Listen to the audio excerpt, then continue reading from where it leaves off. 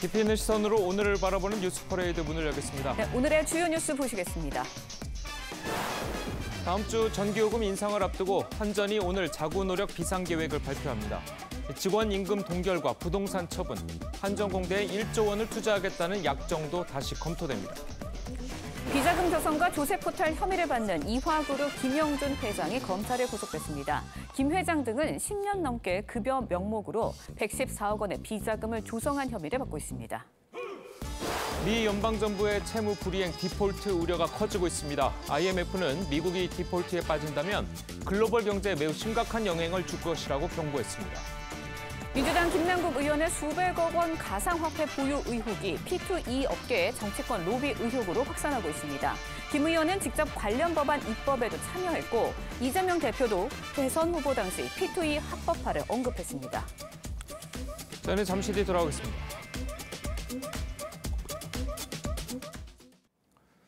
비자금 조성과 조세 포탈 혐의를 받고 있는 이화그룹 김영준 회장이 검찰에 구속됐습니다. 함께 구속영장이 청구된 김성규 총괄사장은 기각이 됐는데요. 이들은 10여 년간 급여 명목으로 114억 원의 비자금을 조성한 혐의를 받고 있습니다. 임원진의 횡령과 배임 혐의로 인해서 일부 계열사들은 주식 거래가 정지되기도 했습니다.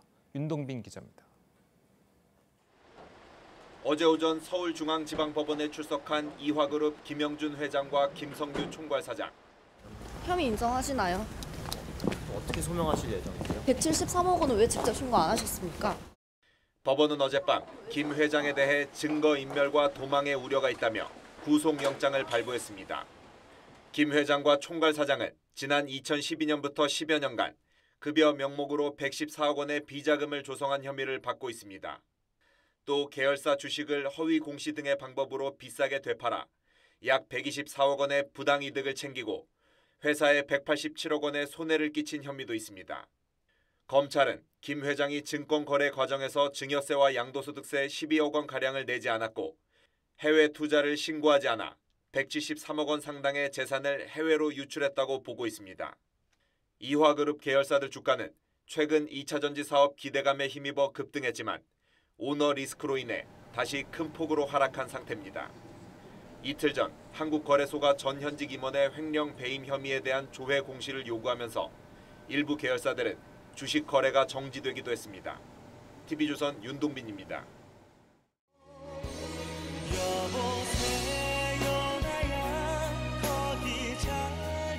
네, 지금 들으시는 노래 가수 임창정 씨의 대표곡 소주 한 잔이죠. 지난 2003년 발표된 이후 대중의 꾸준한 사랑을 받아왔고 급기야 올해 초 임창정 씨는 한 편의점과 손을 잡고 이 노래 제목을 딴 소주 제품을 출시하기도 했습니다.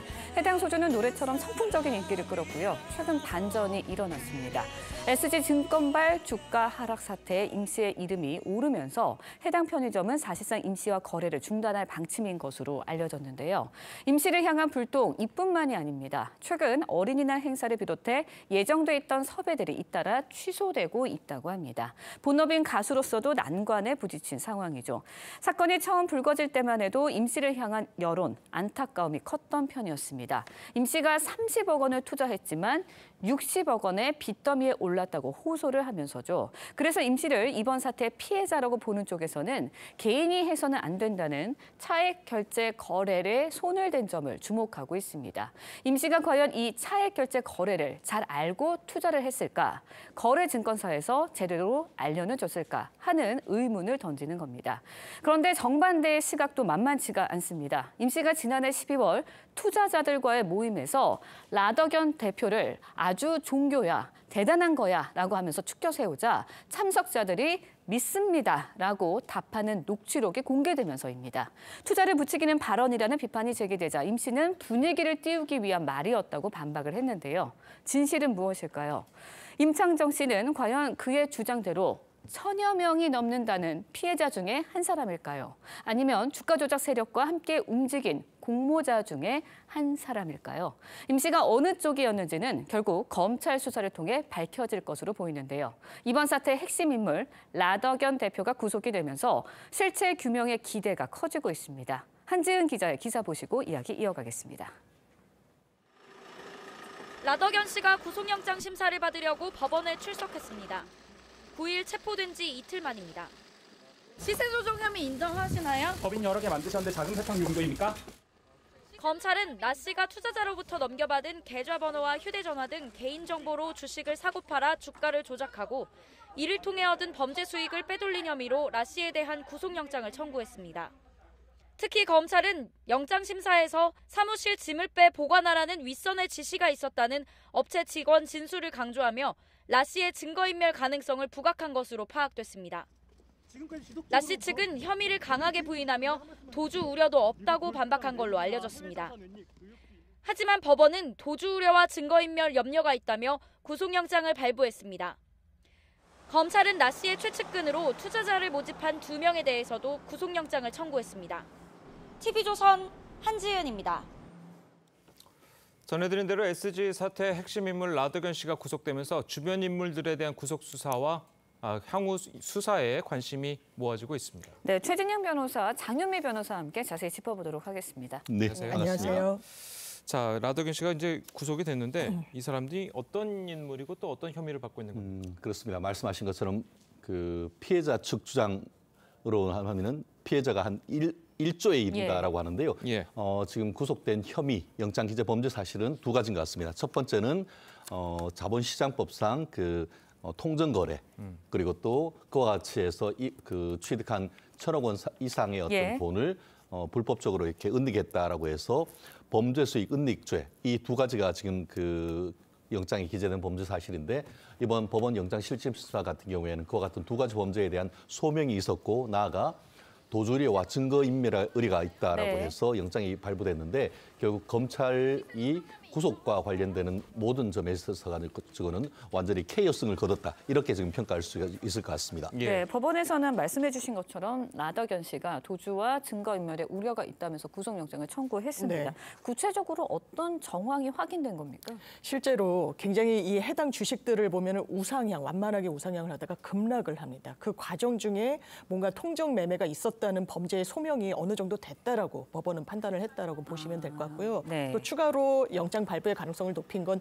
증거인멸과 도주의 우려입니다. 라더견 전 대표 같은 경우에는 본인은 언론의 인터뷰에도 적극적으로 응했고 본인의 해명도 했기 때문에 도주 우려가 없다라는 항변을 했지만 법원 받아들이지 않았습니다. 그리고 이 본인이 취득한 이득을 해외 골프장을 매입한달지 여러 해외로 자산을 빼돌리려고 했던 정황들 그리고 검찰이 중요하게 여겼던 것 중에 하나는 운영했던 업체 직원들에게 사무실에 있는 짐 다 빼라, 다른 곳에 보관하라라는 이 진술을 확보한 것으로 보입니다. 이런 부분을 종합해서 영장이 발부된 것으로 확인됩니다. 네. 아까 2천여 건이 넘는 이제 투자금을 벌었다고 라더견 씨가 했는데, 자 그렇다면 투자를 했다가 라더견 씨 믿고 투자를 했다가 손해 본 사람들이 있지 않습니까? 그 사람들은 어떻게 그 금액을 받을 수 있는 겁니까? 어떻습니까? 이 부분과 관련해 가지고 지금 피해자들이 법무부인을 선임을 해서 형사 고소를 하고 있는데요. 근데 하나의 쟁점이 있는 것 같습니다. 과연 이분들이 피해자인가 이 부분입니다. 실질적으로 이번에 영장 실질 심사를 할 때 범죄 사실은 아까 말씀드린 것처럼 자본시장법 위반하고 범죄 수익 은닉 규제법 위반인데 그 반면에 지금 이 피해자들이 형사 고소를 했는 것 같은 경우에는 그 두 가지에 더해서 특정 경제범죄가중처벌법상의 사기 혐의로 고소를 했는데요. 이번 영장에 청구를 할 때는 사기죄를 넣지 않았단 말이에요. 이 부분 같은 경우에는 검찰이 보는 시각과 피해자들이 보는 시각이 상당 부분 다르다라는 것을 지금 보여주는 것 같은데요. 어쨌든 간에 지금 빼돌린 재산이라고 해도 어쨌든 그것을 추적을 해서 재산 자체가 있다라고 할 경우에는 그 정도에 대해서는 가압류라든가 아니면 형사상의 어떤 증거보존 절차를 통해서 나중에 어떤 피해 배상을 받을 수가 있겠지만 아시다시피 최근 같은 경우에는 주가가 거의 폭락을 했지 않습니까? 그렇기 때문에 주가 조작 일당의 어떤 돈 같은 경우에도 사실상 쪼그라들었을 가능성이 있기 때문에 과연 이 피해자들이 얼마만큼의 어떤 피해를 회복할 수 있을지, 과연 이분들이 정말 피해자인지 이 부분에 대해서는 앞으로도 내내 어떤 법률적인 쟁점이 될 것 같습니다. 네, 라더견 씨의 측근이자 투자자를 모집한 변모 씨, 안모 씨도 오늘 영장 심사를 받을 예정인데 라더견 씨가 이제 구속이 되면서 아무래도 이들에 대한 구속영장 청구 여부 어떻게 될지도 관심입니다. 네, 일단 높아 보인다고 봐야죠. 같은 부장판사 검사가 심리를 하기도 하고요. 또 이 사람들이 받고 있는 혐의가 비교적 좀 윤곽이 드러나고 있는 것 같습니다. 예. 지금 라더견 씨의 측근이라고 알려져 있는 변모 씨 같은 경우에는요. 투자자들을 아주 대단위로 고액 투자자들을 모집한 그런 주범으로 좀 보고 용의선상에 올라 있는 상황이고 그 과정에서 또 다단계 형식이 있지 않았나라는 것도 검찰이 들여다보고 있는 부분입니다. 예. 그리고 라더견 씨가 수수료 창구로 운영했다, 활용했다라고 지목되는 업체들이 있습니다. 하나는 케이블 채널 회사고요. 한 곳은 임창정 씨와 같이 설립했던 엔터테인먼트 회사인데 이곳에 각각 변모 씨가 사내이사로 이름을 올려놓은 상황입니다. 깊숙이 관여했다는 정황이고요. 또 전직 프로골퍼 안모 씨 같은 경우에는 강남의 골프장, 경마 연습장, 그러니까 승마 리조트를 운영을 했는데 이곳 역시 검찰에 따르면 수수료 창구로 활용됐다는 겁니다. 그렇다면 본인도 이 골프 연습장을 이용하는 고객들을 또 투자를 권유한 것이 아닌가 이런 부분과 관련해서 영장 발부 가능성 오늘 판가름 날 것 같습니다. 네. 예, 사실 이 사건이 이제 주목을 받는 이유 중 하나가 이제 가수 임창정 씨가 뭐 피해자인지 공모자인지 여부가 이제 중요할 것 같은데, 자 변호사님 보시기엔 어떻습니까? 뭐 아직까지 뭐라고 단정할 수는 없을 것 같습니다. 그렇지만 전체적으로 어떤 이와 같은 범죄 행위를 하는 과정에서 임창정 씨가 적극 가담했는지 아니면 이용당하는지 이 부분이 지금 문제가 되고 있는 것 같은데요. 지금 그 언론 보도에 지금 나오는 걸 보면은 이른바 일조 클럽 파티라고 해서 이게 금액이 커지다 보니까 그것을 이제 축하하는 파티하는 데 가서 이 투자를 독려하는 듯한 얘기를 했는데 이것이 과연 투자를 모으기 위한 거에 어떻게 보면 앞에서의 독려를 했는가, 어떤 공범으로서 역할을 했다라고 지금 의심을 하는 반면에 또 본인 같은 경우에는 그것이 그냥 어떤 그 행사의 게스트로 가서 행사자로서 어떻게 보면은 그것을 이제 좀 분위기를 띄우기 위한 역할이었을 뿐이다라고 얘기를 하고 있습니다.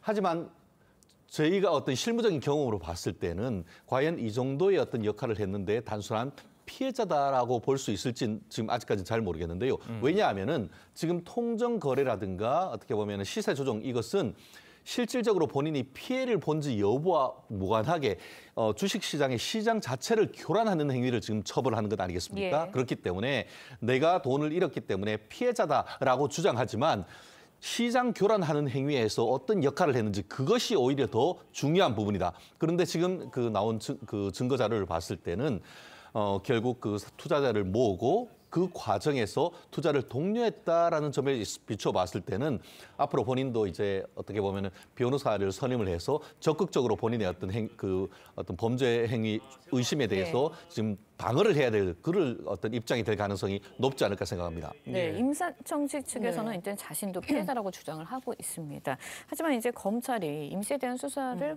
결국 본격적으로 진행할 수밖에 없지 않겠냐 이런 시각도 있거든요. 그렇습니다. 일단 지금 단계에서는 참고인 신분이지만요. 참고인으로도 소환해서 조사할 필요가 충분히 있습니다. 임창정 씨는 자기가 피해자라고 주장하는 이유가 그렇습니다.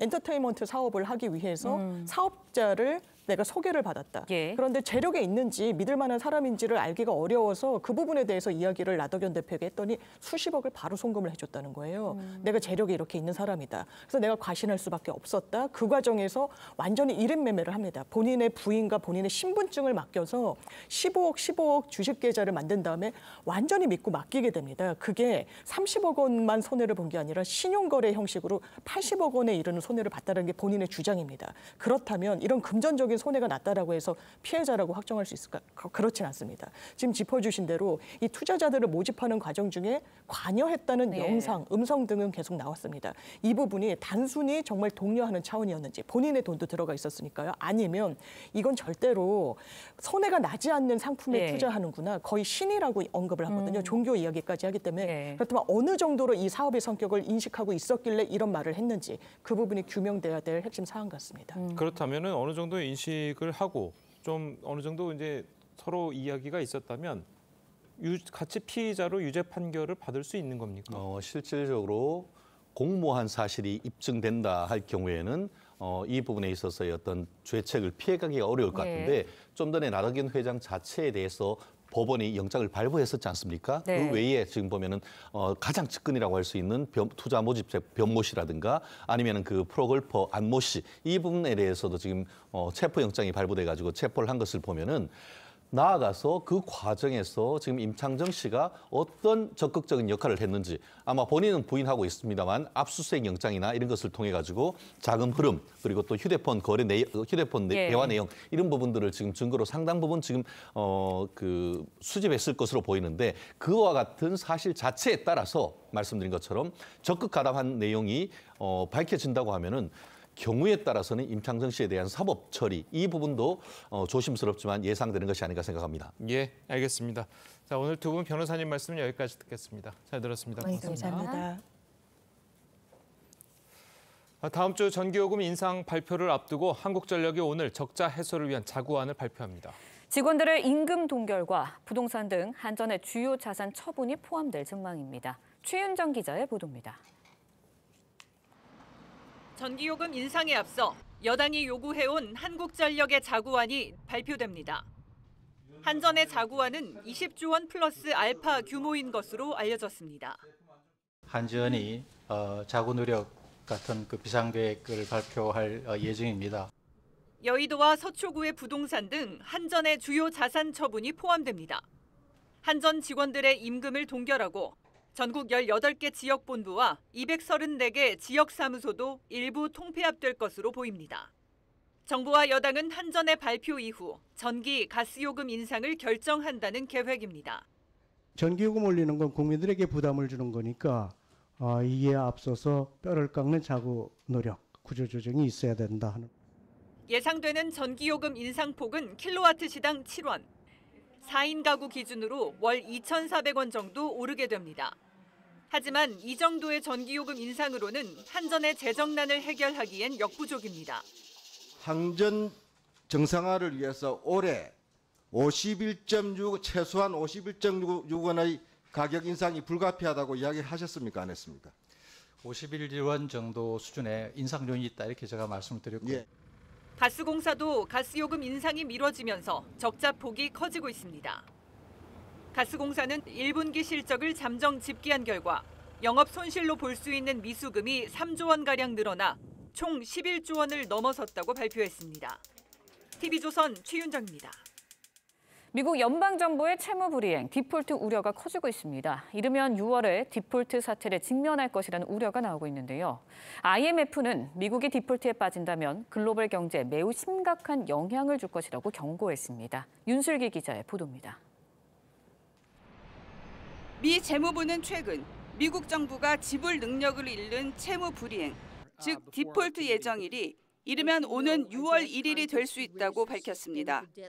미국은 지난 1월 31조 4천억 달러의 부채 한도를 모두 소진한 뒤 재무부의 특별 조치로 버티고 있지만 이마저도 한계가 가까워지고 있습니다.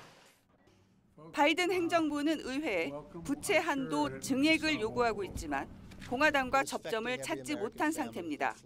They're doing the best, to the best of my knowledge, what no other political party has done in our nation's history.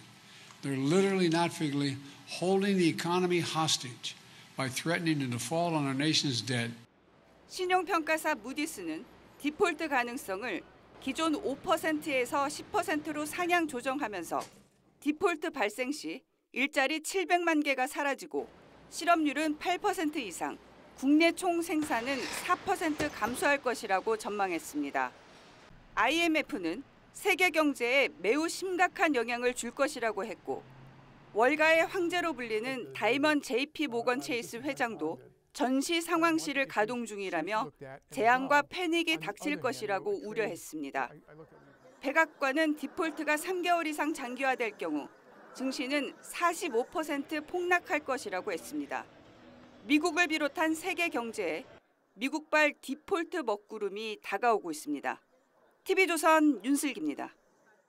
오늘부터 미국의 불법 이민자 즉각 추방 정책이 폐지됩니다. 이 때문에 미국 국경지대에는 중남미 이민자들 수만 명이 몰려 국경을 넘기 위해 필사의 노력을 하고 있다고 하는데요. 황정민 기자의 보도입니다. 아이를 목말 태운 사람들이 줄지어 강을 건넙니다. 갓난아기는 여행용 가방에 눕혔습니다. 가로막았던 철조망도 넘었습니다. 모두 미국 땅을 밟으려는 불법 입국자들입니다. 현재 중남미 이민자 수만 명이 멕시코 접경 지역에서 미국 입국을 기다리고 있습니다. 미국에서 불법 이민자를 즉각 추방하는 타이틀 42 행정명령이 3년 만에 폐지된다는 소식에 망명 신청을 할 수 있다는 희망을 품고 대거 몰려든 겁니다. Hemos escuchado muchos rumores en las redes, la gente ya que ha pasado también y ellos se han comunicado con nosotros y nos han dicho que es viable que de repente. 최근 며칠 사이 이민자들이 기록적인 수준으로 늘어나자 미국 정부는 즉각 추방 정책 종료로 미국 체류가 쉬워지는 건 아니라고 강조했습니다. I want to be very clear. Our borders are not open. Smugglers have been long, hard at work, spreading false information. 외신은 이민자 신원 확인을 위한 더 엄격한 절차가 이뤄질 거라고 전망했습니다. TV조선 황정민입니다. 민주당 김남국 의원의 거액 가상화폐 거래를 검찰이 인지한 건 지난해입니다. 당시 검찰은 김 의원의 계좌에 대한 압수수색 영장을 청구했다 기각됐는데요. 자, 영장에는 기존에 알려진 정치자금법 위반 혐의 외에도 이 조세 포탈과 범죄 수익 은닉 혐의도 적시돼 있었던 것으로 확인됐습니다. 최민식 기자입니다. 김남국 의원의 것으로 추정되는 가상화폐 지갑 주소입니다. 지난해 1월 28일 새벽 2시 위믹스 300개가 빗썸 계좌로 옮겨지더니 5분 뒤에는 10만 개, 4분 뒤에는 31만 개가 옮겨집니다. 이 같은 방식으로 위믹스 136만 개가 넉 달 동안 총 47회에 걸쳐 빗썸과 업비트로 이체됐습니다. 당시 위믹스가 개당 5,000원에서 7,000원 사이를 오갔던 점을 감안하면 100억 원이 훌쩍 넘는 수준입니다.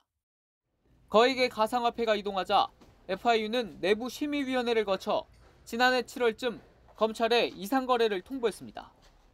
이후 검찰은 김 의원의 지갑에 대해 압수수색 영장을 청구했는데 영장에는 먼저 정치자금법 위반 혐의가 적시돼 있었습니다. 대가성이 없더라도 정치인이 법이 정하지 않은 방법으로 정치자금을 받으면 정치자금법 위반이 되는데 검찰은 상장 전에 코인을 받는 에어드랍이나 싼 가격으로 사는 프라이빗 세일에 김 의원이 연루됐을 가능성도 열어두고 있습니다. 조금 더 정확하게 알려지려면 경호처 수사당국에서 수사를 하는 수밖에 없지 않나. 압수수색 영장에는 범죄 수익 은닉과 조세 포탈 혐의도 기재돼 있었는데 김 의원이 내부 정보를 이용해 수익을 받거나 코인 매매로 세금을 회피했을 가능성도 배제하지 않았습니다. 여당은 권익위의 의원 전수조사와 김 의원에 대한 조속한 수사를 촉구했습니다. 가상화폐 발행인으로부터 받았다고밖에 추정할 수 없다고 이야기를 해요. 로비하기 위해서 그랬다는 말도 있고. 민주당은 자체 진상조사단을 꾸린 지 하루 만에 첫 회의를 열고 지금까지 제기된 모든 의문에 대해 조사하겠다고 밝혔습니다. TV조선 최민식입니다. 민주당 김남국 의원의 거액 가상화폐 보유 논란이 이 정치권 로비 의혹으로까지 번지고 있습니다. 코인을 발행하는 게임 업체에 이해가 달려있는 법안 처리 과정에서 김 의원이 관련돼 있다는 건데요. 자, 이 업체는 자신의 사업과 관련된 규제를 풀기 위해서 국회의원들에게 로비를 한 의혹까지 받고 있습니다. 정민진 기자입니다. 지난 대선 당시 이재명 후보 캠프에서 게임과 메타버스 특보단장을 지냈던 위정영 교수는 위믹스를 발행한 위메이드가 국회를 상대로 로비를 했을 가능성을 제기했습니다. 게임을 하면서 얻은 아이템을 가상화폐로 활용할 수 있는 개념의 P2E 사업을 합법화하도록 로비했다는 겁니다.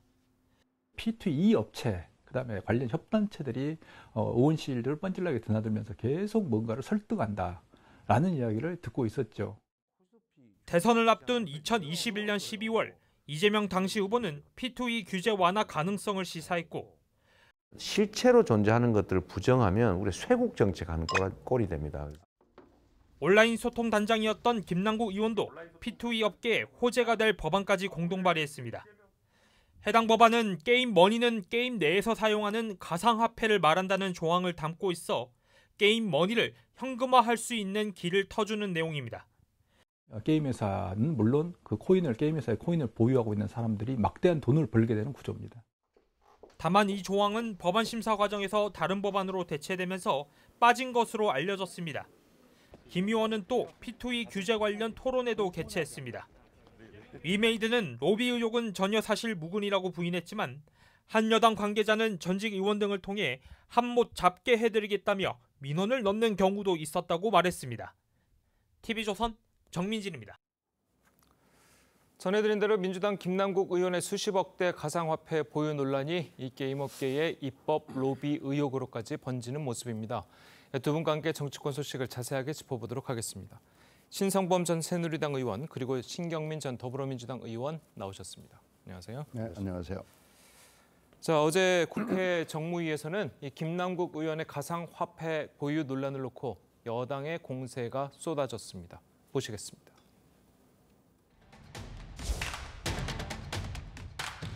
확신이 없다면은 구멍난 신발 신고 다니고 몇천 원이 아까봐서 구내 식당에서 밥을 먹는 사람이 수억의 돈을 특정 코인에 몰빵할 수 있어요, 이거?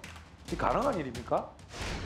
올인을 한다는 게 확신이 하거나 아주 패가망신이 나가서 둘 중 하나인데 그게 여러 가지 의심살 수 있는 부분이 상당히 있는 거죠. 이해 충돌 요소가 상당히 심각하고. 이런 상황에서 우선 첫 번째 권익위가 전수조사를 좀 하시고 의심사례 수사 의뢰해야 되지 않느냐. 지금 현 상태에서는 뭐 이게 조금 더 정확하게 알려지려면 경우는 수사당국에서 수사를 하는 수밖에 없지 않나. 자, 국민의힘에서 김남국 의원이 과연 수익에 대한 확신이 없이 거액의 돈을 특정 코인에 집중 투자했겠냐. 자, 이러면서 이해 충돌 의혹을 이제 제기를 하고 있습니다. 자, 이해 충돌에 해당한다고 보십니까? 어떻습니까? 지금은 이해 충돌 문제를 넘어선 거죠. 제가 보기에는 이런 거잖아요. 결국은 앞서 보도에도 여러 차례 나왔지만 이게 게임을 해서 아이템을 얻으면 바로 이것이 코인으로 전환을. 그래서 돈을 버는 그런 구조를 가진 게 저희 위믹스라는 거 아니에요. 예. 그러면 지금 나온 문제는 의원들의 질의와 당국의 설명을 종합해 보면 정치자금법 내지는 다른 법의 위반 소지가 있다. 무슨 말이냐? 김남국 의원이 여러 차례 해명을 했음에도 불구하고 처음에 최초 자금 출처도 의심된다. 본인은 주식을 팔아서 매각 대금으로 샀다고 하지만 지금 돌아가는 정황을 봐서는 위메이드라는 업체에서 노골적으로 하면 받은 것 아니냐라는 의심까지 사고 있다. 두 번째는 그렇게 할 때는 내부 정보가 있었던 것 아니냐. 계속적으로 거래를 했으니까 국회의원을 쓰면서 이런 의심까지 받고 있는 상황이다. 왜냐하면 저희 위정원 교수가 앞에 이야기했지만 결국은 이 P2E 업체에서 이것을 게임을 허용하는 합법화하는 로비를 전방위적으로 벌였다는 게 업계 관계자들 당시 전언이기 때문에 제가 강제 수사, 검찰 수사를 통하지 않으면은 이게 미국에 빠질 것 같다라고 봐요. 예. 자, 그래서 이제 게임 회사들이 이제 정치권에 로비를 했다. 국회의원들한테 이제 관련 입법을 요구하기 위해서 로비를 좀 했다라는 이야기들이 좀 나오고 있는 건데, 자, 어떻습니까? 예전에 물론 두 분 다 예전에 국회의원들 하셨으니까 이런 업체들이 와서 이런 로비 시도를 종종 합니까? 어떻습니까? 합법적으로 로비할 수 있죠. 그리고 당시 분위기를 보면은요. 불과 이 사건이 나기 얼마 전까지도 첨단 산업, 디지털 산업을 위해서는 정부가 도와줘야 된다라는 분위기가 있고요. 예. 이건 여당, 야당을 막론하고 다 공감하는 분위기였고요. 지난 대선이 그런 분위기였습니다. 그러니까 지금은 합법 로비가 있었느냐 없었느냐라는 것이 문제가 아니고 이것이 이제 불법한 로비냐 아니냐라는 건데, 불법한 로비는 결국은 돈의 출처, 그러니까 그 코인의 출처를 밝혀야 됩니다. 그런데 지금까지 김남국 의원이 돈의 출처를 밝히지를 못해요. 못하는 건지 안 하는 건지는 잘 모르겠습니다만은 이 부분이 정리가 돼야 됩니다. 그래서 이게 지금 이해 충돌은 정치적, 윤리적 책임이지만은 내부자 거래 내지는 불법 로비가 해서 뭐가 왔다 갔다 했다면 그것이 현금이건 코인이건 간에 막론하고요. 이것은 법적 책임입니다. 이것은 무슨 정치적 책임, 윤리적 책임 이런 문제가 아니에요. 그래서 이 부분을 지금 일주일이 막 넘긴 시점이에요. 문제가 되기 시작한 시점으로부터. 그러니까 일주일 안에 해명이 나오지 않고 있는 것을 당이 처음에는 좀 간과한 거죠. 처음에는 김 의원이 뭔가 해명을 내놓고 그러면은 이게 설명이 될 수 있을 것이고 끝날 수 있을 거다라고 본 건데 이건 지금 그렇게 돌아가질 않습니다. 따라서 이게 법적 책임으로 지금 넘어가려고 하는 순간이기 때문에 이 대목에서는 당이 어떻게 할 수 있는 방법이 없습니다. 그러니까 예를 들어서 그 의원님 말씀하시는 합법적인 로비라는 것은 관계자가 찾아와서 이런 법안이 필요하다라고 이제 면담을 통해서 법안을 설명하는 게 이제 합법적인 로비라고 봐야 되는 겁니까? 뭐 그런 거야 많이 있죠. NGO가 오기도 하고요, 업계가 오기도 하고요, 그리고 정부가 오기도 하고요. 그게 국회의원의 입법은 그게 근본적인 임무거든요. 그러니까 여러 사회 각계각층이 다 와서 얘기할 수 있는데 이것이 내부자 거래랄지 아니면은 불법으로 뭘 주면서 그게 뭐가 됐든 주면서 경제적 이익을 거래를 하면은 그건 그 순간에는 불법이거든요. 예. 이 부분을 분명히 해야 되고 이 부분을 밝히는 것은 현재로서는 이제는 김남국 의원의 해명을 기다리고 있는 순간은 지나갔다고 봅니다. 알겠습니다. 자, 그리고 어제 정무위에서는 민주당은 이 가상화폐 논란과 관련해서 이 여당의 공세에 맞대응은 좀 피하면서 당 자체의 진상조사를 시작했습니다. 자, 야당에서는 어떤 이야기들이 나왔는지 직접 들어보시겠습니다. 뭐 전반적인 것을 살펴보겠습니다. 근데 이해 충돌 여부까지 살펴봐야 되는지는 그거는 이론이 있습니다. 무조건 대국민 사과를 하고 그 이상 얘기하지 마라. 만약에 코인으로 돈을 벌었다 하면은 저는 소외계층을 위해서 기부하는 그런 모습을 보여야 된다. 저는 어떻게 됐든 지금 민주당이 돈 봉투에 의거해서 또 가상화폐, 코인 이건 국민이 납득 안 해요. 그 말씀은 전략 매각은 뭐 당연한 거고. 당연하고 출세도 하고 돈도 벌고 이건 도둑이지. 둘 다 하려고 하면은 지나친 욕심이잖아요. 국회의원이 이제 국정 또는 뭐 여러 가지 정치에 전념을 해야 되는데 투자에 전념한 듯한 모습을 또 국민들에게 보여드리는 것 아니냐. 예. 자, 자체 진상조사단이 과연 어느 정도 성과를 낼까요? 저는 민주당의 의지는 뭐 알겠어요. 그러니까 경제 전문가들하고 변호사 출신 의원들을 넣어가지고 조사가 어떻게 되겠습니까? 본인 결국은 김남국 의원한테 물어볼 거 아니에요. 자, 계좌 거래 내역을 좀 제출해라. 그러면 의원과 보좌진이 살펴볼 텐데 이거는 이 코인에 대해서는 의원들이 잘 모를 거예요. 제가 보기에는. 예. 그러니까 차라리 냉정하게 하면 예를 뭐 가상화폐 커뮤니티라든지 이런 네티즌 수사대들이 수사하는 게 훨씬 빠를 거예요. 그리고 또 하나 문제는 만약에 민주당 내부에서 조사를 했는데 뭐가 안 나왔다 이 말이에요. 근데 검찰에서는 훨씬 더 진전된 내용이 나오면 오히려 당이 크게 부담이 되는 거예요. 제가 볼 때는. 그것도 못했단 말이야. 나중에 그 소리 들을 텐데 정치적으로 보여주기는 좋은데 의지는 좋은데 그게 실효는 별로 없을 겁니다. 예.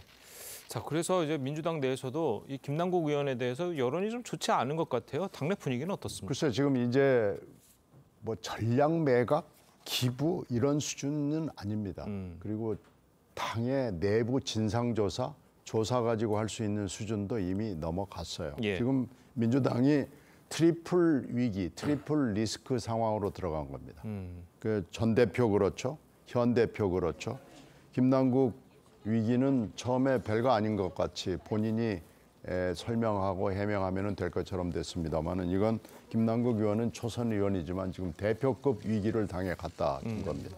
이 트리플 위기를 극복하는 길은 당 내부 조사로는 이제는 좀 그 단계를 넘어선 것으로 판단이 돼요. 예. 이제는 지난번에 송영길 전 대표 문제가 터졌을 때 당이 했던 것처럼 이제는 할 수 없이 검찰에 맡기는 거 외에는 지금 방법이 없어 보이고요.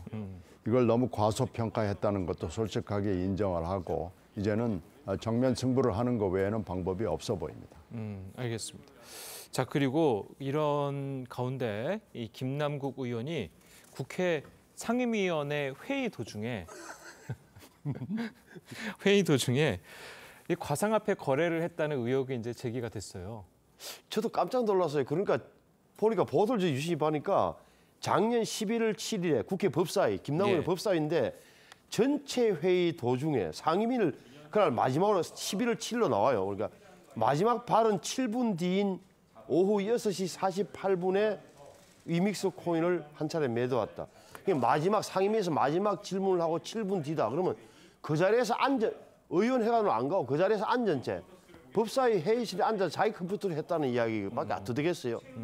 이상한 일이다 이거예요. 또 하나는 올해 3월 22일, 그러니까 한 달 반 전이잖아요. 이때도 법사위 법안 심사 소위 도중에도 코인 매도한 기록이 남아있다. 이날 회의가 보니까 법안심 소위가 10시 17분에 시작해서 오후 10시 21분에 끝났는데 오후 2시 32분 네? 이믹스 코인을 판 것으로 돼 있다. 물론 회의가 길어지면 예를 들어서 두 차례 쉬는 시간이 있지만 2시 32분쯤이면 제가 보기에는 이것은 거기 나와서 휴게실에서 할 수 있는 수준이 아니에요. 이것도 본인이 회의 중간에 그 자리에서 앉아서 한 거예요. 이러다면 직업이 뭐 국회의원인지 투자가인지 잘 모를 지경이 된 거죠. 이 사실이라면. 예, 알겠습니다. 만약 그게 사실이라면 뭐 국회법상 처벌을 받습니까? 어떻습니까? 처벌이 뭐 도덕 글쎄 모르겠습니다. 국회법 규정을 저는 잘 모르겠으나 아무래도 윤리 징계 정도는 올라가야 되지 않겠어요? 알겠습니다. 자, 김남국 의원의 가상화폐 논란 관련해서 이재명 대표의 이름도 언급이 되고 있습니다. 김 의원이 보유한 가상화폐 위믹스 발행 회사는 게임업계의 수건 사업인 P2E 사업을 합법화하도록 로비를 했다는 의혹을 받고 있는데요. 자, 관련해서 이재명 대표가 대선 당시에 했던 발언을 직접 들어보시겠습니다. 저는 뭐 그걸 그렇게 네거티브하게 볼 필요 없다고 생각해요. 우리가 그 쇄국하고 살 수는 없기 때문에 결국 세계의 일부잖아요. 그 흐름을 끌려갈 게 아니라 그 흐름을 우리가 앞서가야죠. 이재명 펀드를 출시합니다. 이 블록체인 기술을 기반으로 NFT를 활용한 새로운 시도의 선거 펀드입니다. 디지털 전환 성장 정책에 대한 진심과 의지를 국민과 공감하려는 방안으로 이렇게 이재명 펀드를 준비했습니다. 앞서서 이제 그 신 의원님께서 지적을 했습니다. 그 당시에는 저런 것들이 이제 하나의 좀 유행가처럼 그런 것들이 필요하다고 느꼈던 때였다라고 이제 말씀을 해주셨는데 그래도 이제 지금 와서 좀 들어보니까 뭔가 의심스러운 거 아니냐, 자 이런 지적들이 좀 나오거든요. 글쎄요, 지금의 잣대로 보면은 그렇죠. 예. 그런데 그 당시 대선 당시 분위기는 여야 후보들이 각 후보들이 서로 앞다퉈서 이것이 새로운 산업이고 미래 산업이고 디지털 산업이고 앞으로 우리의 먹거리다라고 얘기를 했습니다. 예. 그건 윤석열 후보 캠프에서도 마찬가지였습니다. 그러나 그건 그거고 이제 일이 이렇게 된 마당에 진상은 알아봐야죠. 물론 알아봐야 되는데요. 이 P2E 문제가 우리나라에서는 사행성이라는 개념이 조금 달라요. 근데 유럽이나 미국에서는 이게 합법화돼 있거든요. 예. 그거에 근거를 해가지고 대선 후보들까지도 그렇게 얘기를 했고 국회 정부가 다 그렇게 얘기를 했는데요. 문제는 하여튼 오비락인지 뭔지 모르지만 일이 이렇게 됐으니까 경위는 물론 알아봐야 되지만 지금 모든 것을 범죄시 죄악시 하는 것은 약간 좀 나간 것 같고요. 일단은 현재 상태에서 김남국 의원 문제를 수사를 통해서 분명하게 해야 되고요. 만약에 이것이 그 당시에 불법이 국회 내지는 여야 내지는 만연돼 있는 부정부패였다고 그러면 이것은 처벌해야죠. 알겠습니다. 자, 그런데 이 이재명 대표는 가상화폐 논란과 관련해서 가상자산도 재산 신고 대상으로 만들면 문제가 해결될 것이다. 자, 이렇게 얘기를 했습니다. 물론 뭐 많은 문제는 해결되겠지만 지금 상황에서 할 이야기는 아니다. 자, 이런 이야기들이 있거든요. 당연하죠. 그러니까 어떻게 보면 뭐 이 김남국 의원을 이 문제는 앞으로 이게 가산 등록을 시키면 지금부터는 뭐 의원들이나 보좌관들이 겁이 나서 안 하겠죠. 재산 신고를 해야 되기 때문에. 예. 하지만 이전까지 문제는 어떻게 할 거냐는 부분 남는 거죠. 그러니까 오히려 저는 지금 바깥에서 한간에서 많은 사람이 이야기하는 게 가상화폐니 블록체인이니 NFT니 어려운 단어 속에 굉장히 민주당 출신이나 진영 사람들이 많이 관여돼 있다는 이야기를 많이들 하는 거예요. 그래서 또 의심하는 것 중에 하나가 추미애 법무부 장관이 2019년 말, 2020년 초에 서울 남부지검에서 그렇게 활동하던 전문가 집단, 정권범죄 합수단을 폐지해버렸잖아요. 이거 무슨 연유냐? 혹여 당시 진짜 민주당 진영 사람들이 이런데 많이 연루돼서 이것이 문제가 될까 봐서 없앴던 거 아니에요. 의심을 사기에 충분한 개연성이 있단 말이에요. 이런 대목에 대해서도 언젠가는 법무부나 뭐 대검 이런 데서도 자체 조사도 해볼 필요가 있는 거예요. 왜 이렇게 없어졌는지, 그리고 왜 그 후에 문제가 뭐가 생겼는지 이런 점까지도 봐야 된다고 봐요. 예. 자, 물론 이 모든 일들이 사실로 아직까지는 뭐 의혹 수준이고 사실로 드러나고 수사를 해봐야 알겠지만 지금 뭐 국민들이 이제 생각을 할 때는 이 국회의원이란 자리가 자신이 뭔가 좀 이익과 관련돼 있을 때 법안을 통해서 얼마든지 그 이익을 극대화할 수 있는 자리구나. 자, 이렇게 좀 국민들이 이제 또 생각을 하게 될 것 같거든요. 가능성 있는 얘기죠. 가능성 있는 지적이고. 그래서 법도 중요하고 물론 윤리와 도덕과 정치적 책임이 중요한 것이고요. 예. 이 대목은 사실 풀 수 있는 방법은 없습니다. 결국은 좋은 사람을 공천을 해서 좋은 사람이 정치를 하고 그리고 당과 국회가 규율이 살아있는 뭐 이런 정치를 하는 것 외에는 방법은 없어 보여요. 예. 그러나 이번에 분명히 문제가 된 만큼 이것은 법의 잣대로 한번 들여다볼 필요가 생겼습니다. 예. 자, 우리 신상범 의원께서도 그 지금 김남국 의원 사태를 보면서 그 국회의원을 하셨으니까 좀 뭔가 좀 뭐 생각이 좀 많으실 텐데. 저는 왜 저런 분이 미안한 얘기는 저런 분이 왜 어떻게 해서 당시 집권 여당의 국회의원이 됐는가 과정이 좀 의심스러워요. 그러니까 예. 어떻게 보면 82년생 젊고 유능한 분인 걸 알겠는데 결국은 정치권에 발탁되게 된 계기가 조국 사태, 조국. 조국을 지키는 서초동 집회에서 사회자로 활동하고 변호사 출신이고 논리적이고 얼마나 조국 장관을 옹호하고 반대 진영, 윤석열 검찰총장측을 비난하면서 스타덤에 올랐겠어요. 예. 그래서 눈에 떠여서 전략 공천을 받아서 가는 거 아니에요. 예. 심지어는 금태섭 의원의 서울 강서 지역구로 되려다가 중간층이 이럴까 봐서 저렇게 돌렸단 말이에요. 예. 그런 대목이다라고 보는 거예요. 그러면 저 최소한에 2016년부터 뭐 주식 투자를 많이 한 분이라는데 왜 저런 분이 걸려지지 않았을까? 그리고 결국은 조국 수호대에서 이재명 대통령 후보 수행실장까지 이 오르는 과정이 드라마틱하잖아요. 그 배후에는 물론 뒤에는 이런 게 있었던 거고. 예, 알겠습니다. 자, 오늘 시간 관계상 두 분 의원님 말씀은 여기까지 듣겠습니다. 잘 들었습니다. 고맙습니다. 네, 도널드 트럼프 전 미국 대통령이 CNN에 출연해서 거친 발언을 쏟아냈습니다. 이 진행자에게는 끔찍한 사람이라고 했고 성폭력 피해자는 모르는 사람이라고 주장했습니다. 2020년 대선은 여전히 불복했습니다. 전정원 기자입니다. 7년 만에 CNN 방송에 출연한 도널드 트럼프 전 대통령. 과거 백악관에서 신경전을 벌였던 진행자에게 독설을 서슴지 않습니다.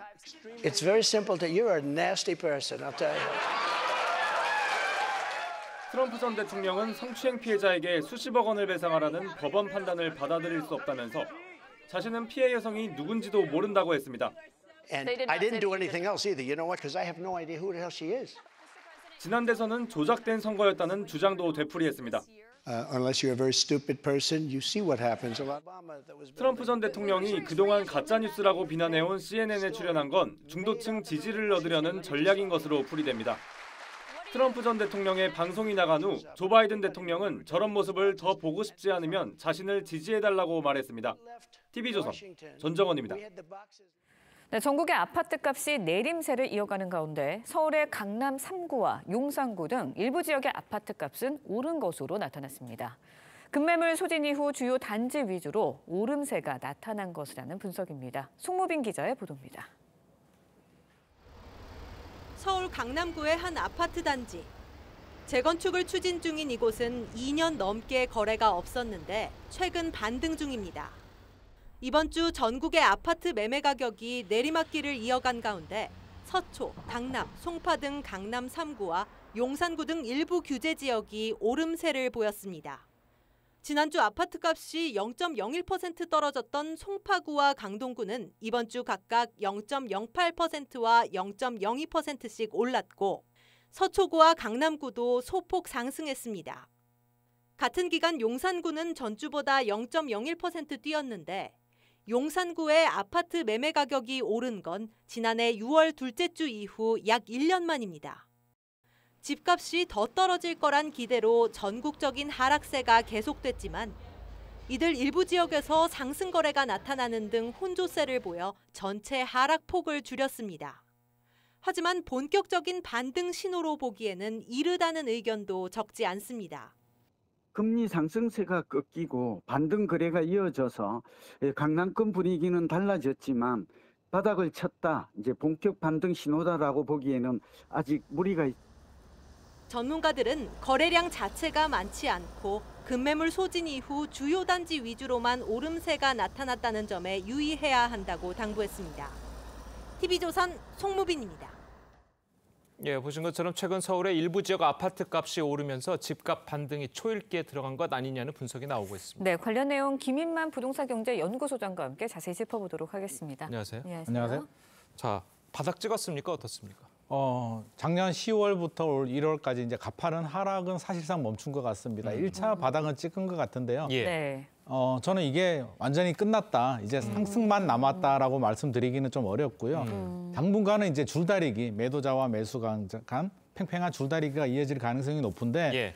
우리 1월에 그 통계를 보면 주간 통계가 마이너스 0.76%까지 하락을 했는데 최근에 보면 마이너스 0.09%까지 굉장히 하락폭이 축소가 됐거든요. 그래서 사실상은 이제 거의 마무리 단계로 들어갔고요. 이제 2차전 시작이다라는 생각이 드는데 너무 조급한 마음은 가질 필요는 없고요. 물론 급하신 분들, 필요하신 분들은 지금 구입하셔도 괜찮은데 그러니까요. 필요하지 않는 분들이라면 혹시라도 불안한 마음에 지금 아니면 앞으로 계속 올라라는 불안한 마음은 가질 필요는 없을 것 같습니다. 예. 네, 조급해하지 말아야 된다고 말씀하셨는데 잠실의 한 아파트 전용 면적 84세제곱미터의 경우에는 지난 3일 21억 3천만 원에 거래가 됐습니다. 근데 네. 지난달 말과 올해 초에 19억대에서 거래가 됐거든요. 그러다 네네. 보니까 몇 달 사이에 2억이 그냥 훌쩍 오른 거예요. 왜 이런 일이 나는 거예요? 이게 숫자만 보면은요. 자, 19억에서 21억 5천까지도 거래가 됐었거든요. 자, 2억 5천 정도 올랐는데 이게 2021년 하반기에 얼마가 거래가 됐냐면 최고가 27억 원에 거래가 됐었거든요. 그러면 집주인 입장에서는 27억에 사신 분은 27억에서 18억, 19억까지 마이너스 30%, 거의 한 1년 만에 마이너스 30% 갔다가 최근에 조금 반등을 해서 이제 마이너스 20% 정도 하락을 했는데 네. 이거 가지고 큰 폭의 반등이라고 얘기한다면 또 그분들은 섭섭하다라고 또 이야기를 합니다. 그래서 이게 흐름입니다. 그래서 굉장히 많이 올랐잖아요. 2015년부터 2021년까지 굉장히 많은 과도한 상승이 했기 때문에 당연히 조정장이 시작을 해야 되는데 가파른 금리 인상과 전세 가격이 떨어지면서 사실 좀 빠르게 떨어지기도 했어요. 한 6개월 만에 고점 대비 마이너스 30% 정도 하락을 했거든요. 보통 일반적으로 한 2년 정도에 걸쳐서 이 정도 떨어졌어야 되는데 워낙 빠르게 떨어졌기 때문에 지금 기술적 반등을 하고 있는 부분이고요. 그러면 계속 상승을 하느냐가 굉장히 중요한데 우리가 거래량을 보면 거래량이 그렇게 뒷받침이 되지 않고 있습니다. 우리 지금 거래량이 서울 아파트 같은 경우에 한 2천 건에서 3천 건 정도 거래가 되고 있는데 2021년, 2022년 정도 보면 한 5천 건 정도 거래가 됐었거든요. 많을 때는 15,000건까지 거래가 됐기 때문에 그때 비교해 보면 반토막에서 5분의 1 수준이다. 거래량이 크게 뒷받침되지 않는 상태에서 집주인들은 이제 1.3 대책으로 급매물이 소화가 되니까 호가를 좀 올리고 있고요. 세금 부담도 이제 많이 낮아지고 있잖아요. 그래서 급하게 팔 필요는 없다. 급하게 팔 분들은 작년에도 많이 팔았다. 자, 매수자들 입장에서는 조금 더 기다리면 더 떨어질 줄 알았는데 이제 바닥을 찍고 거래가 되니까 기다리던 실수요자들은 이제 거래를 하는 거거든요. 근데 부담스러운 게 여전히 집값이 비싸다는 생각을 많이 하고 있고요. 또 금리도 내린 게 아니기 때문에 더 따라가야 되냐 말아야 되냐 고민을 지금 하면서 사실 4월 들어서는 거래량이 소폭 또 줄어드는 상황입니다. 그러니까 거래량이 뭐 한 15,000건 이렇게 갔을 때는 당신은 집 안 사면은 뭐 벼락거지 된다고 벼락거지가 될 것 같은 그렇게 이야기를 할 상황이었으니까 너도 나도 은행 달려가서 집 사는 게 일이었잖아요. 맞습니다. 근데 요즘은 집을 살려고 해도 이거 뭐 내일 되면 조금 더 떨어질 것 같은데 이런 생각들을 가지고 있으니까 네네. 자, 이 생각이 멈추는 순간 집값이 반등한다 이렇게 봐도 되는 건가요? 지금 일단 추가 하락이 있다라고는 생각하지는 않습니다. 예. 우리 1월이 이제 가장 바닥이었는데 당분간 저는 1월 가격까지는 가지는 않을 것 같습니다. 조금 더 올라갈 가능성은 있는데 여기서 더 올라가게 되면 앞서서 우리 잠실 아파트 이야기를 했지만 지금 22억을 뚫지는 못하고 있거든요. 3월부터 21억 5천에 거래가 됐는데 저 4월 넘어가더라도 지금 22억을 뚫지 못한다는 얘기는 매수자들이 이제 고민에 빠지는 거죠. 여기서 더 들어가게 되면 취득세와 세금, 대출이자를 냈을 때 과연 얼마나 올라갈까에 대한 그런 확신, 두려움이 있기 때문에 지금 따라가지 않은 상황. 그래서 팽팽한 줄다리기를 하고 있고요. 당분간은 조금 더 오를 수는 있는데 어느 정도 올라가면 아마 멈출 겁니다. 그러면 매수자들이 거래가 안 되네 해서 다시 또 조정은 가격을 살짝 내릴 수도 있기 때문에 당분간은 올랐다 내렸다를 반복할 가능성이 높습니다. 네, 그럼 좀 더 지켜봐야 할 것 같은데 네네. 그런가 하면 올 들어서 이제 2030 청년층의 아파트 매입 급격하게 늘었습니다. 네네. 서울과 경기 경우에는 청년층 매입이 비중의 35%를 차지했어요. 맞습니다. 그러면은 이거는 어떻게 봐야 할까요? 청년들이 이제 집을 좀 비중이 늘어났습니다. 한 35% 정도 되는데 이제 작년 봄 정도에 가장 분위기 안 좋았을 때 한 6월 정도에는 24%까지 떨어졌었거든요. 비중이 줄어들었다가 최근에 늘어났는데 예. 자, 청년들은 이제 그런 경우들이 있는 것 같습니다. 지금 저도 이야기를 들어보니까 여전히 두렵다. 이러다가 또 내 집 마련 못하는 게 아니냐. 벼락거지가 될 것 같은 그러니까요. 그 트라우마가 아직도 남아 있고요. 상승장에 아직도 상승장의 중간이다 정도를 생각을 하는 것 같습니다. 일시적인 조정이고 앞으로 올라갈 일이 남았다라고 생각을 하는데 예. 제가 걱정이 되는 건 경험이 좀 부족하거든요. 2017년 집값 오를 때부터 관심을 가졌기 때문에 내리는 부분에 대해서는 경험을 하지 못했는데 우리 기성세대들은 2009년도 뭐 글로벌 금융위기도 경험을 했고요. 12년, 13년 침체도 알고 있는데 그런 경험이 부족한 부분은 좀 걱정이 되는 부분이고 이 불안한 마음을 정부가 특례 보금자리를 줬단 말이에요. 9억 원 이하 집을 사게 되면 소득 대비 대출 한도를 정하는 DSR을 보지 않고 생애 최초는 LTV 80%, 집값 시세의 80%까지 대출을 해주다 보니까 자 지금 들어가야 돼, 지금 안 들어가면 안 돼라는 불안한 마음에 많이 유입이 돼서 거래량이 늘어난 거는 맞는데 제가 앞서서 설명드렸잖아요. 거래량이 2021년, 2022년과 비교해 보면 반토막에서 한 3분의 1, 많게는 5분의 1 토막이다. 그렇게 바라본다면 거래량이 폭발적으로 늘어나지 않았는데 2030 비중만 좀 늘어난 거죠. 예. 그러니까 그 부분은 어떻게 보면 약간 우물한 개구리다. 아직까지 전체적으로 폭발하면서 상승 거래가 늘어나는 상황은 아니기 때문에 사실 좀 걱정되는 부분이 있습니다. 예. 신혼부부들은 이제 또 전세 가격 그리고 또 이제 전세 사시는 분들은 또 이 전세 가격에 주목할 수밖에 없을 텐데 전세 가격이 계속 떨어지고 있었는데 최근 들어서 좀 떨어지는 게 멈추는 것 같아요. 네, 전세도 같이 반등을 하고 있습니다. 매매 가격뿐만 아니라 전세도 반등하고 있는데요. 앞서서 우리가 매매 가격 반등의 힘이 또 전세에 있고요.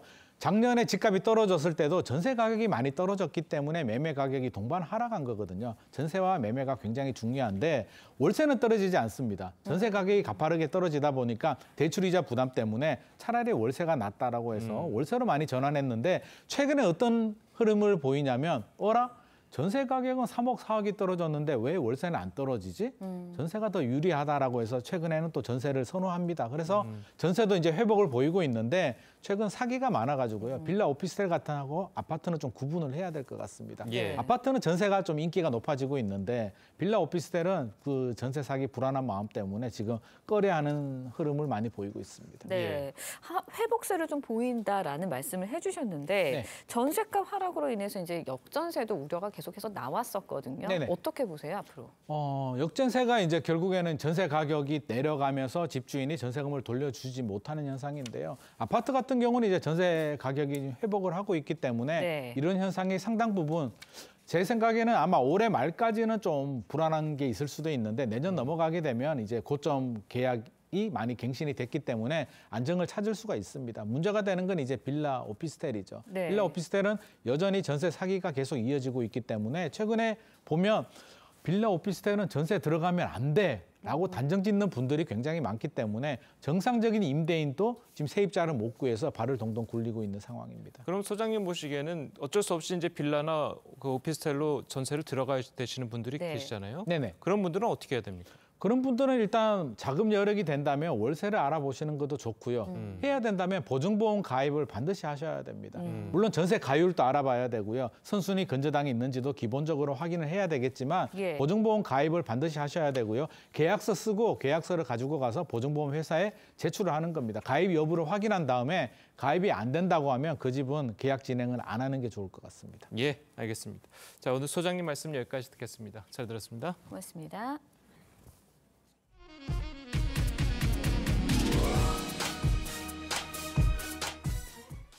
네, 미국에서 한 20대 여성 경찰이 10대들의 총격에 숨지는 사고가 발생했습니다. 겁없는 10대들이 범행을 저지른 이유, 변재영 기자의 보도입니다. 출동한 경찰차가 긴급히 도움을 요청합니다. 당직을 마친 24살의 3년차 경찰관 프레스톤이 집 앞 도로에 주차를 하고 나선 순간 10대 4명이 금품을 빼앗으려고 덮쳤고 저항하는 프레스톤을 향해 총을 쐈습니다. 병원으로 옮겨진 프레스톤은 끝내 숨졌습니다. No mother wants to wake up to the tragic news that their child is dead, and dead to something as awful and tragic as gunfire. 프레스톤은 사고 당시 경찰 제복을 입고 있었는데 10대들은 경찰 총까지 빼앗아 훔친 차량을 타고 도주했습니다. 수사당국은 용의자들이 이전에도 수차례 강도와 절도 범죄를 저지른 이력이 있다며 이번에도 바비큐를 할 돈이 필요해 범행을 저질렀다고 밝혔습니다. Trevor Breland, age 19, Joseph Brooks, also age 19, Jaquan Buchanan, age 18, and a 16-year-old juvenile who will also be charged as an adult. 추모 행렬이 이어지는 가운데 시카고 경찰은 프레스톤을 순직 처리해 유가족을 지원하겠다고 밝혔습니다. TV조선 변재영입니다. 네, 렌즈에 담긴 그 순간 그 의미를 짚어보는 시간이죠. 사진 기자가 선택한 아침의 한 장입니다. 오늘은 조선일보 사진부 오종찬 기자가 함께합니다. 안녕하세요. 오늘 아침에 볼 사진 어떤 건가요? 네, 대학교에서 외국인 학생들이 각국을 대표하는 옷을 입고 패션쇼를 하고 있는 모습입니다. 따뜻한 봄 날씨가 계속되면서 야외에서 열리는 축제가 이어지고 있는데요. 어제 고려대학교에서는 외국인 학생들을 위한 축제가 열렸습니다. 현장을 찾아가 봤습니다. 서울 고려대학교에서 열린 외국인 학생 축제는 열기가 뜨거웠습니다. 외국인 학생들이 각 나라의 전통 의상을 입고 무대를 걸으며 패션쇼를 즐겼는데요. 무대 위에서 자기 나라 전통 춤을 선보이는 학생도 있었고 패션쇼 도중에 전통 음식을 소개하기도 했습니다. 어제 열린 축제에는 1,500여 명의 외국인 학생들이 함께했는데요. 마스크를 벗은 학생들은 함께 박수치고 환호하며 5월의 축제를 즐겼습니다. 네, 마스크를 벗고 활짝 웃는 학생들의 얼굴을 보니 기분이 좋아지는데요. 각 대학교마다 봄 축제를 준비하고 있다고요. 그렇습니다. 코로나 팬데믹이 사실상 끝나면서 각 대학교는 야심차게 봄 축제를 준비하고 있습니다. 서울 이화여자대학교는 벌써 대동제를 열고 봄 축제를 시작했는데요. 마스크를 벗고 처음 맞이하는 축제인 만큼 코로나 이전처럼 대규모 축제를 준비하는 학교들이 많습니다. 학생들의 열기도 뜨거운데요. 한 대학교의 축제 티켓은 10배가 넘는 가격에 안표가 거래되고 있다고 합니다. 네, 그동안 코로나 때문에 축제를 제대로 즐기지 못했던 많은 대학생들에게 올해는 아주 특별한 5월이 됐으면 좋겠습니다. 지금까지 아침의 한 장이었습니다. 네, 어제는 낮 기온이 크게 올라서 초여름처럼 더웠는데요. 오늘부터는 한낮에 구름이 끼면서 서울 24도로 어제보다는 기온이 낮아지겠습니다. 그래도 예년 수준을 웃돌면서 따뜻하겠고요. 구름의 양이 조금 많아지긴 하겠지만 낮 동안 볕도 강하게 내리쬐면서 수도권 등 중부를 중심으로는 오존 농도도 높게 나타나겠습니다. 중부지방은 구름이 가끔 많겠고 남부와 제주는 흐린 가운데 제주에는 밤부터 비가 조금 내리겠습니다. 출근길 현재 서울 15.5도 등 어제 같은 시각과 비슷하게 출발하고 있고요. 낮 기온은 어제보다 낮겠지만 일교차가 여전히 크겠습니다. 강릉과 대구 25도까지 오르겠습니다. 오늘 밤부터 내일 새벽 사이 제주와 남해안에는 비가 조금 내리겠고요. 앞으로 기온은 점차 더 오름세를 보이겠습니다. 날씨였습니다. 금요일 아침 뉴스 퍼레이드는 여기서 마치겠습니다. 네, 저희는 다음 주 월요일 아침 7시 30분에 다시 찾아뵙겠습니다. 시청해주신 여러분 고맙습니다.